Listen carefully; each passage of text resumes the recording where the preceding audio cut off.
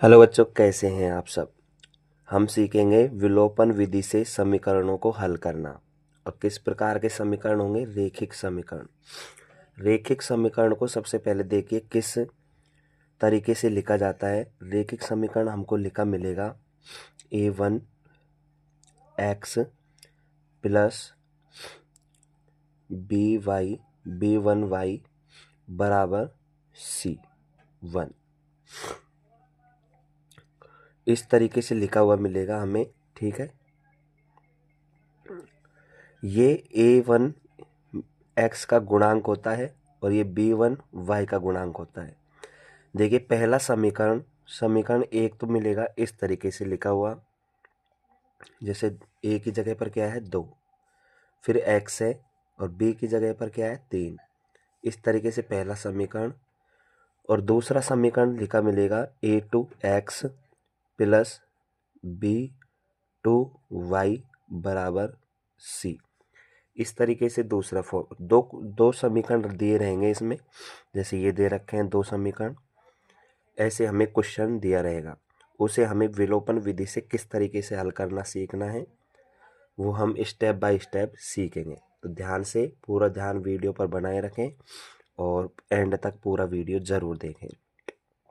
देखिए सबसे पहला काम है, हम ऐसे दो समीकरण दिए रहेंगे, उनको नाम दे देंगे समीकरण 1। समीकरण पूरा लिख लेंगे और 1, इसको हमने लिख दिया समीकरण 1 नाम। ये हमारे मूल समीकरण है जो क्वेश्चन में दिए रहेंगे। दूसरे समीकरण को लिख देंगे समीकरण 2। ठीक है, लिख दिया हमने समीकरण 1 और समीकरण 2। पहला काम खत्म। अब देखिए, अब ये इनके गुणांक होते हैं। जैसे x का गुणांक क्या है 2, मतलब 2 गुणा x है। यह है कितना है 2 गुणा x, और ये है 3 गुणा x। सबसे पहला काम तो हमें विलोपन विधि का मतलब समझना है। विलोपन विधि का मतलब होता है विलुप्त होना। हमें किसी ना किसी एक संख्या को, एक चर पद को विलुप्त करना है इनमें से। या तो 3y और 4y को मिटा दो, या फिर 2x और 3x को मिटा दो। तो हम किस तरीके से मिटा सकते हैं? या तो इन दोनों में से ये इनके गुणांक समान हो तब जाकर मिटा सकते हैं, या फिर इनके गुणांक समान हो तो मिटा सकते हैं। गुणांक समान करने के लिए हम क्या करेंगे, इस गुणांक से तो इस पूरे समीकरण को गुणा कर देंगे, और इसके गुणांक से इस वाले समीकरण को पूरा गुणा कर देंगे। देखिए इस तरीके से करते हैं। सबसे पहले लिखना है यहाँ पर विलोपन विधि से। क्या लिखेंगे? विलोपन विधि से।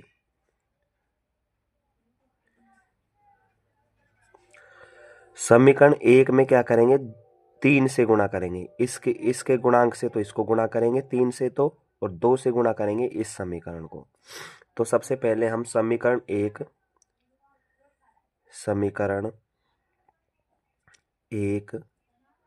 को दूसरे समीकरण x के गुणांक 3 से गुणा करेंगे। कैसे करेंगे? 2x को 3 से गुणा किया तो ये कितना हो जाएगा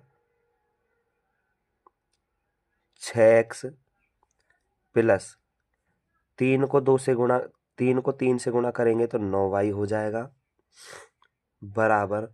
और 3 को सभी में 3 3 से गुणा करना है। 8 में 3 से गुणा करेंगे तो 8 3 24 हो जाएंगे। किससे गुणा किया है हमने? इस 3 से। क्यों किया है? क्योंकि इस दोनों गुणांकों को समान करने के लिए। ये हो गया समीकरण 3।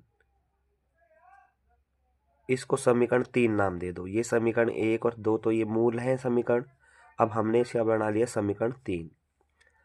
अब क्या करेंगे,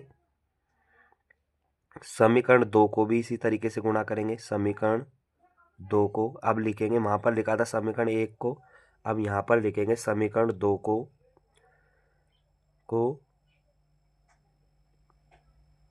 समीकरण 2 को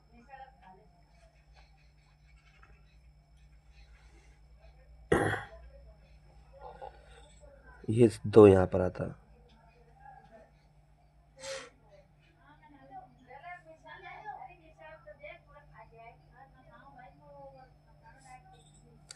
समीकरण 1 को समीकरण x के गुणांक 3 से गुणा, ये गलत लिख दिया था यहाँ पर, देखो। समीकरण 2 को समीकरण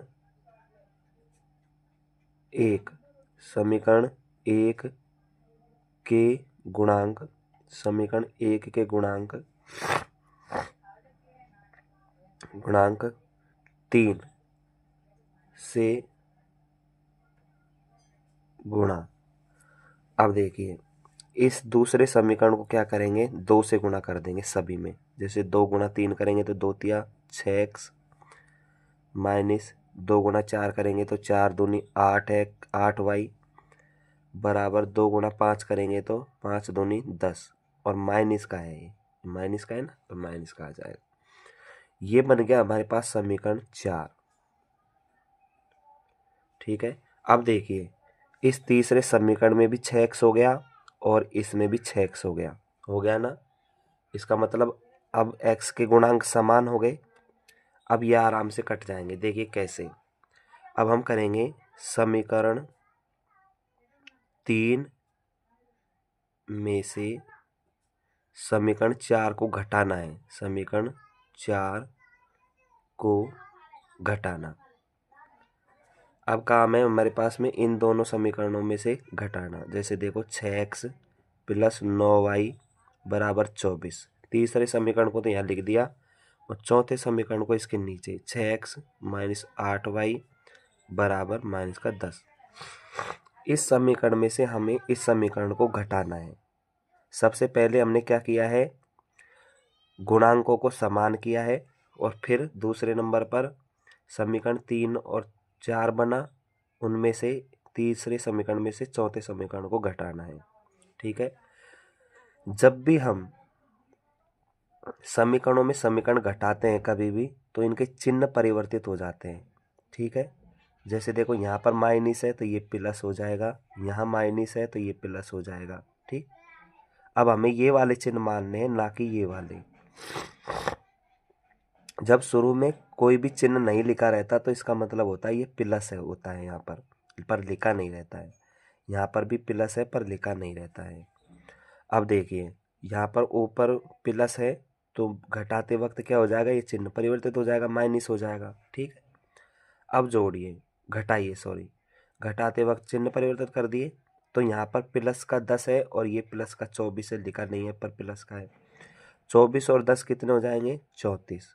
यहाँ पर बराबर का चिन्ह है। ये प्लस का 9 है और ये प्लस का 8 हो गया, तो ये हो जाएगा 17y।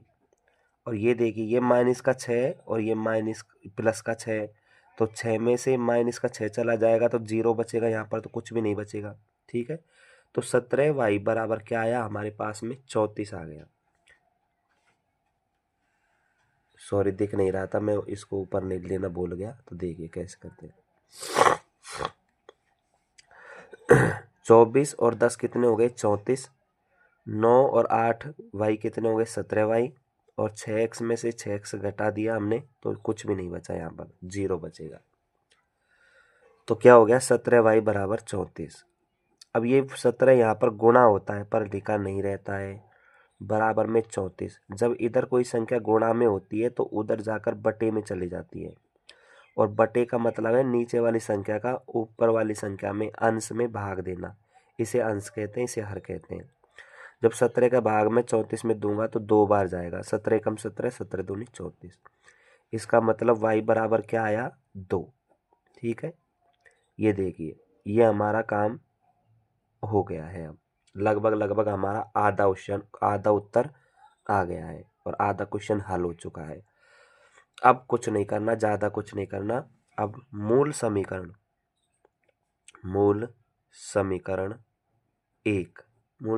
1 क्या है, 2x प्लस 3y बराबर 8 में y का मान रखने पर y का मान रख दो। अब यहाँ पर मूल समीकरण 1 में y का मान रख दो।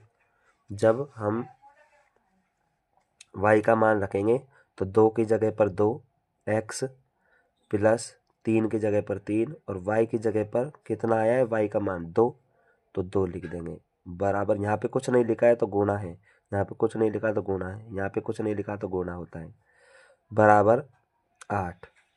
और 2x ऐसे कैसे लिखा रहने देंगे, बीच में प्लस, और 3 गुणा 2 करेंगे तो 6 हो जाएंगे, बराबर में 8। 2x बराबर 8 माइनस 6। ये 8 माइनस 6 क्यों लिखा है, क्योंकि देखिए ये इधर प्लस में है, जब ये उधर इसका पक्षांतर करेंगे, जब भी बराबर के उधर लेके जाएंगे तो वो प्लस की जगह माइनस में हो जाएगी। अगर माइनस का होता तो उधर ले जाकर प्लस में हो जाता, अब ये प्लस में है तो मैं उधर लेके गया हूँ तो माइनस में हो गया, ठीक है। और 8 में से 6 घटा देंगे, 8 में से 6 गए तो 2 बचेंगे, 2x बराबर 2 आ गया। अब x बराबर क्या हो जाएगा, 2/2। समझाया था ना अभी, ये गुणा में होता है तो उधर जाकर बटे में हो जाता है, 2 का भाग 2 में देंगे तो 1 बार जाएगा, तो x बराबर क्या आ गया, 1 आ गया। ये देखिए सबसे पहले हमने y का मान निकाला, फिर हमने x का मान निकाल लिया, तो दोनों समीकरण में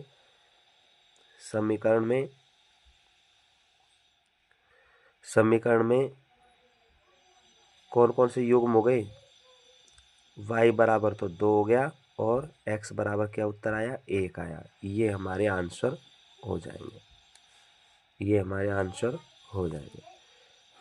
इस तरीके से हमें बड़े आराम से विलोपन विधि को हल कर लेना है। एक बार मैं दोबारा आपको इसे समझा देता हूँ ऊपर से।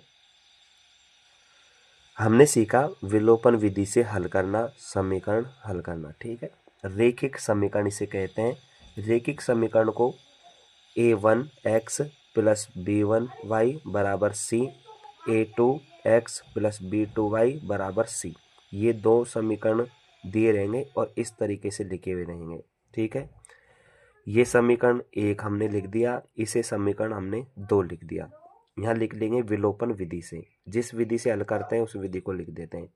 और एक विलोपन विधि होती है, एक होती है हमारी 10th क्लास में प्रतिस्थापन विधि। जब भी हम प्रतिस्थापन विधि से करेंगे तो यहाँ पर लिख देंगे प्रतिस्थापन विधि से। अब हम विलोपन विधि से कर रहे हैं तो यहाँ पर लिख देंगे विलोपन विधि से। तो क्या करेंगे, समीकरण इनके पहले सब हमारा काम है, इनके मूल, इनके जो ये गुणांक दिए हुए हैं इनको समान करना है हमें, और एक संख्या को इन दोनों में से या तो y को विलुप्त कर दो या x को विलुप्त कर दो, किसी एक संख्या को विलुप्त करना है। हमने मान लिया कि भाई हमें x वाले इसको पूरे को विलुप्त करना है। इसको पूरे को विलुप्त कैसे कर सकते हैं, जब इनके गुणांक समान होंगे, जैसे ये 2 और 3 के बिल्कुल समान होंगे, या तो 3 3 हो जाए या 6 6 हो जाए। तो ये कैसे समान हो सकते हैं, कभी भी इस वाले 3 से तो इसके गुणांक से तो इस पूरे समीकरण को गुणा कर दो, और इस वाले गुणांक से जैसे 2 से इस पूरे समीकरण को हल कर दो, तो हम इन दोनों समीकरणों को क्या कर सकते हैं,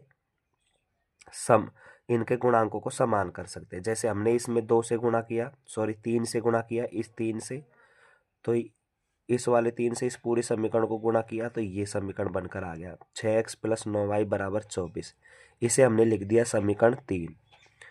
अब ऐसे ही दूसरे समीकरण में हमने कर दिया 2 से गुणा, जब 2 से गुणा किया इसको पूरे को तो ये बनकर आ गया समीकरण 6x माइनस 8y बराबर माइनस का 10। इसे हमने लिख दिया समीकरण 4, ठीक है। अब हमारा काम क्या है, ये देखो 6x हो गया, ये भी 6x हो गया। अब समीकरण 3 में से समीकरण 4 को घटाना है, इस समीकरण 3 में से इस समीकरण 4 को घटाना है। देखिए किस तरीके से घटाते हैं। ऊपर लिख लो तीसरा समीकरण, नीचे लिख लो चौथा समीकरण। जब भी हम समीकरण में से समीकरण घटाते हैं तो नीचे वाले समीकरण के चिन्ह परिवर्तित कर देते हैं। जैसे माइनस का था तो प्लस कर दिया, माइनस का था तो प्लस कर दिया, प्लस का था तो माइनस कर दिया। जब ऊपर प्लस का है नीचे माइनस का है तो ये आपस में कट जाते हैं, कुछ भी नहीं बचता। और ये है 9y, ये प्लस का 8y हो गया था, 9y और 8y 17y होते हैं। 24 और 10 कितने हो जाएंगे, 34।